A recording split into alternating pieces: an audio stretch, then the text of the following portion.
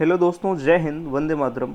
दोस्तों, आज के इस वीडियो में हम पुस्तकालय एवं सूचना केंद्रों का प्रबंधन यानी कि management of library and information centres को पढ़ेंगे। फ्रेंड्स, मैंने इससे रिलेटेड पहला वीडियो अपलोड कर दिया है जो कि लेसन नंबर 1 का बहुत ही इम्पोर्टेंट सेशन था, जिसमें हमने करीब 100 के आसपास इम्पोर्टेंट क्वेश्चंस को डिस्कस किया है। तो मेरी आपसे रिक्वेस्ट है, अगर आपने उस वीडियो को नहीं देखा है तो कृपया जाके देख लें, क्योंकि वो पुस्तकालय एवं सूचना विज्ञान की मौलिक अवधारणा से रिलेटेड क्वेश्चंस थे, जो कि चैप्टर नंबर 1 है। और ये चैप्टर नंबर 2 आज हम डिस्कस करने जा रहे हैं, जो कि एनवीएस में लाइब्रेरियन के एग्ज़ाम को लेके बहुत ही इम्पोर्टेंट होगा। और इससे रिलेटेड मैं करीब 7-8 चैप्टर हैं, सब पे भी एक एक वीडियो बनाऊंगा और सब में करीब 100 से 150 क्वेश्चंस को डिस्कस करने वाला हूँ। तो आप वीडियो में बने रहिए अंत तक और वीडियो को लाइक करिए और अपने दोस्तों में शेयर करिएगा। क्वेश्चन नंबर देखते हैं। 1910 में वैज्ञानिक प्रबंधन शब्द का प्रयोग सर्वप्रथम किसने किया था? तो लुइस ब्रैडी ने किया था। वैज्ञानिक प्रबंधन का पिता यानी कि साइंटिफिक मैनेजमेंट कहा जाता है, who is the father of scientific management? F.W. Taylor आप याद रखेंगे। प्रबंधन के 14 सिद्धांतों का प्रतिपादन किसने किया था? इसको हेनरी फेयोल ने किया था। वीडियो थोड़ी फास्ट होगी और क्योंकि सारे क्वेश्चन डिस्कस करने वाले हैं हम सब। तो पोस्ट ग्रॉब सिद्धांत के प्रतिपादक हैं Luther Gulick and L Urwick. TQM यानी कि टोटल क्वांटिटी मैनेजमेंट सिद्धांत के प्रतिपादक हैं US नेवी। निम्नलिखित प्रबंधन सिद्धांतों के सूचियों का मिलान कीजिए। हम देखते हैं motivation, hygiene and developed two factor theory, इसको ए मैस्ला ने दिया था। प्रिंसिपल ऑफ मैनेजमेंट, इसको पीटर डकलर ने दिया था। मैनेजमेंट बाय ऑब्जेक्टिव्स, इसको दिया था हेनरी फेयोल ने। और हायरार्की ऑफ नीड थ्योरी, इसको दिया था F. हर्जबर्ग ने। निम्नलिखित प्रबंधन सिद्धांतों के सूचियों का मिलान कीजिए। तो हम देखते हैं theory X and theory Y, इसके प्रतिपादक हैं MC जॉर्ज। और motivation, hygiene and developed two factor theory, इसके प्रतिपादक हैं F. Herzberg. Social relation of management, Elton Mayo. Self determination theory, इसके Edward Deci and Richard Ryan. निम्नलिखित प्रबंधन सिद्धांतों के सूचियों का मिलान कीजिए। तो इसको हम देख लेते हैं। TQM US नेवी, अभी हमने ऊपर पढ़ा था, hierarchy of need theory, A Maslow, theory X and theory Y, DMC George. Self determination theory, Edward Deci and Richard Ryan. तो आइए देखते हैं।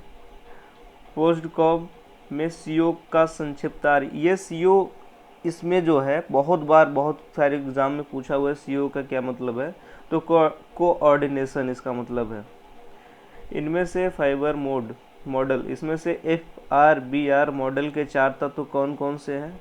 Work, expression, manifestation, item. पुस्तकालय की व्यवस्था में संपूर्ण गुणवत्ता प्रबंधन यानी कि टोटल क्वांटिटी मैनेजमेंट के कार्यान्वयन हेतु एक मॉडल प्रस्तुत किया, जो 10 चरण वाली प्रक्रिया की रूपरेखा और जो 4 स्तरों पर विभाजित है। इसको किसने दिया था? इसे सूसन तथा बर्नार्ड ने दिया था। उद्देश्यपूर्ण प्रबंधन, MBO मैनेजमेंट बाय ऑब्जेक्टिव का प्रतिपादन सन 1954 ईस्वी में किस विचारक द्वारा प्रस्तुत किया गया था? Peter F. ड्रकलर द्वारा। Question number 166। अर्जन अधिग्रहण विभाग यानी कि एक्विजिशन सेक्शन द्वारा संपन्न किए जाने वाले कार्य होते हैं। इनमें से सभी होते हैं प्रबंधन, पुस्तकों प्रलेखों हेतु क्रियादेश, बिल का प्रत्याकरण तथा दावा निरसन, पुस्तकों का परिग्रहण। परिग्रहण पंजी पुस्तकालय का अस्थायी अभिलेख होता है। परिग्रहण पंजी में पुस्तकालय संग्रह को उसी क्रम में दर्ज किया गया होता है जिस क्रम में उसे पुस्तकालय में प्राप्त किया गया होता है। परिग्रहण पंजी का स्टैंडर्ड साइज होता है 16x13। परिग्रहण पंजी में स्टैंडर्ड कॉलम की संख्या कितनी होती है? इसमें 14 होती है। तकनीकी विभाग टेक्निकल सेशन द्वारा संपन्न किए जाने वाले कार्य नहीं है पुस्तकों का चयन। परिसंचरण विभाग सर्कुलेशन सेक्शन द्वारा संपन्न किए जाने वाले कार्य हैं पुस्तकों का आदान प्रदान, पुस्तकों का आरक्षण, जुर्माना एवं विलम्ब शुल्क वसूली, उपरोक्त में से सभी। तो ये तीनों ऑप्शन सही है। तो option number D is the right answer. पुस्तकालय का हृदय किस विभाग को कहा जाता है? संदर्भ विभाग को कहा जाता है पुस्तकालय का हृदय। पुस्तकालय समिति में पुस्तकालय अध्यक्ष की भूमिका होती है संयोजक की। ब्राउन पद्धति का विकास बोस्टन पुस्तकालय के पुस्तकालय अध्यक्ष द्वारा किया गया था। इसका ऑप्शन होगा ए, नीना ब्राउन। यानी कि ब्राउन पद्धति को आप इस तरह से याद करेंगे, नीना ब्राउन। ब्राउन पद्धति का विकास बोस्टन पुस्तकालय के पुस्तकालय अध्यक्ष के द्वारा विकास किया गया था। तो RFID शब्द का अर्थ है radio frequency identification. Radio frequency identification. पत्रिका प्रबंधन के लिए त्रिपत्रक पद्धति ट्री कार्ड सिस्टम किसके द्वारा प्रस्तावित किया गया है? तो SR रंगनाथन के द्वारा। Three card system SR Ranganathan. पत्रिका प्रबंधन के लिए थ्री कार्ड सिस्टम के लिए पत्रक है, तो इसमें रजिस्टर कार्ड होता है, चेक कार्ड होता है, कार्डेक्स होता है। RFID रेडियो फ्रीक्वेंसी आइडेंटिफिकेशन प्रणाली के निम्नलिखित तत्व हैं। RFID tags, smart gate, handle reader, उपरोक्त सभी। तो इसमें तीनों ऑप्शन सही है। भंडार सत्यापन की विधियां हैं, इसमें होगा by accession number, by accession register, by numerical counting, stock verification, by self list. यानी कि परिग्रह रजिस्टर के द्वारा भी होती है भंडार सत्यापन, और संख्या को गिनकर भी होती है। फलक सूची के द्वारा संग्रह सत्यापन के द्वारा भी होती है। तो हम देखते हैं क्वेश्चन नंबर 185। पुस्तकालय में भी पुस्तकालय सामग्री का वार्षिक सत्यापन किया जाता है, और जो पुस्तकें उपलब्ध नहीं अन्यथा जो अब उपयोग लायक नहीं है उसे संग्रह से निकाल दिया जाता है। इस प्रक्रिया को क्या कहते हैं? इसको वीडिंग आउट कहते हैं। वैसा रिकॉर्ड जो पुस्तकालय के शेल्फ पर रखी पुस्तकों की स्थिति को दर्शाता है उसको सेल्फ लिस्ट बोलेंगे। जिल्दबंदी एक तकनीकी प्रक्रिया है जिसके लिए बहुत कुशलता की आवश्यकता होती है। इनकी 8 प्रक्रियाएं हैं जो इस प्रकार हैं। नंबर 1 होती है एकत्रीकरण, कलेक्शन एंड सिलाई, आवरण, जोड़ना, अंत्यपृष्ठ, शीर्ष पट्टी, कोरे रंगना, खोखली पीठ एवं परिष्करण। पुस्तकालय जिल्द के प्रकार इसमें होता है चर्म जिल्द आता है, वस्त्र जिल्द आता है, कठोर जिल्द आता है। तो उपरोक्त सभी हो जाएगा।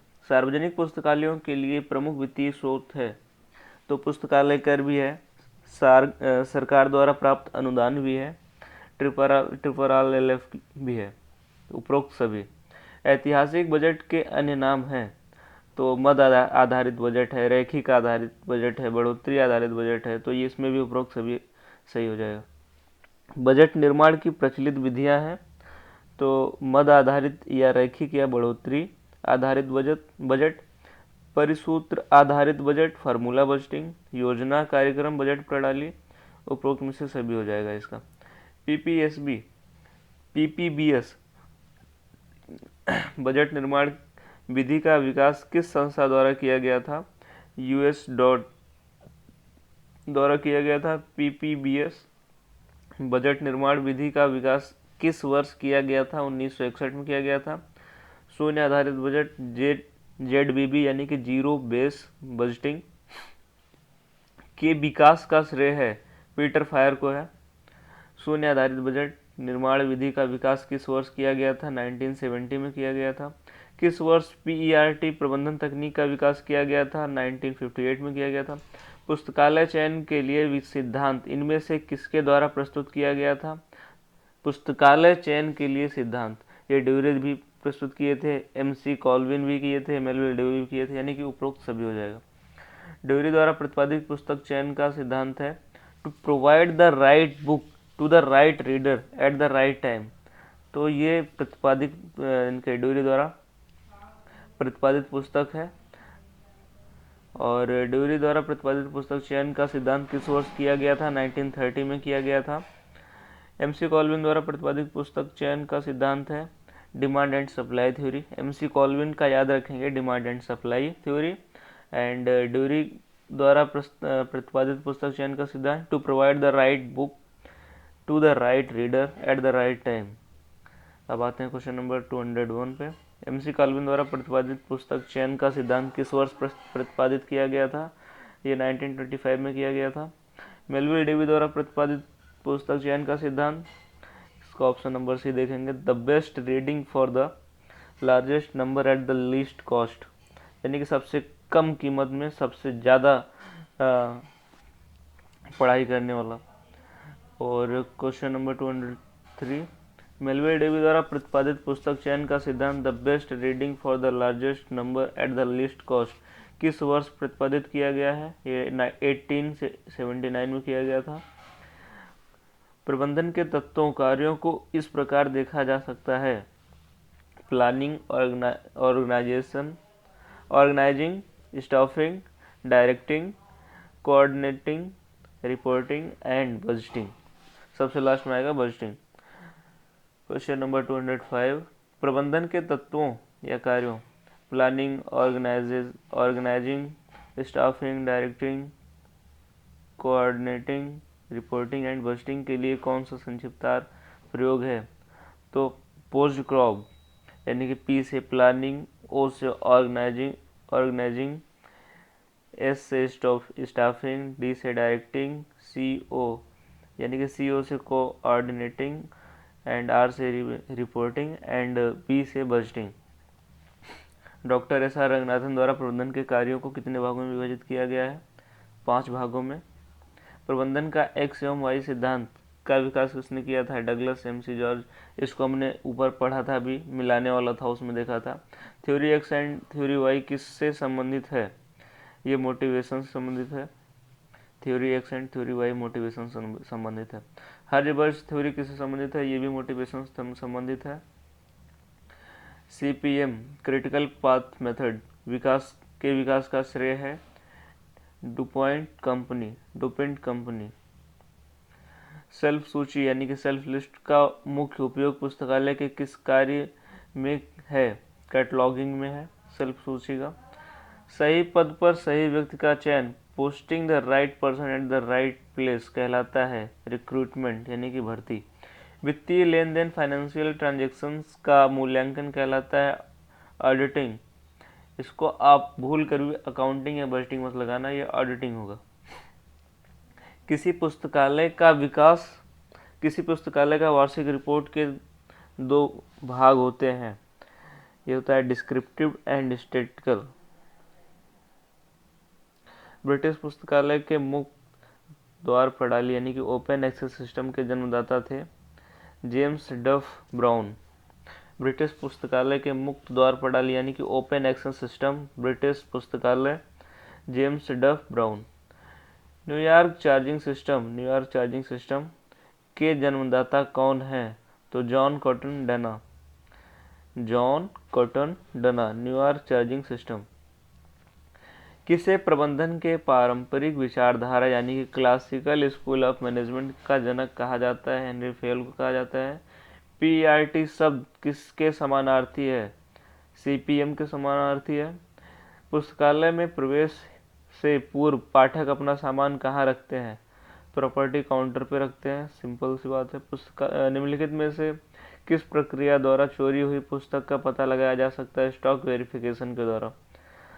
पाठक द्वारा छुपाकर या भूलवश कोई पुस्तक अन्य रैक पर रख दिया जाता है, इसे वापस सही रैक पर रखने की प्रक्रिया कहलाती है सेल्फ रिट्रैक्शन।